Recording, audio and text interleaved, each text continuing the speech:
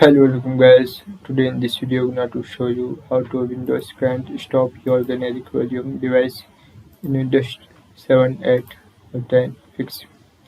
So as if you want to Windows can't stop your generic volume device in Windows 10 PC or laptop.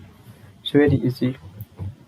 Firstly, Control key plus Shift key plus ESC key.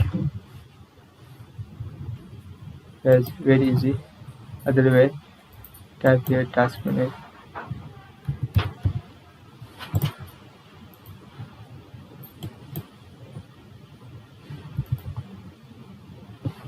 Click on task manager. After click on Properties. Now scroll down and click on Windows Explorer. Right click on Restart. Get it?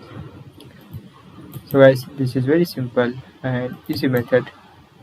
If you want to Windows can stop your generic volume device in Windows 10 PC or laptop. Thank you for watching this video. Please like, share and subscribe to my channel for latest update.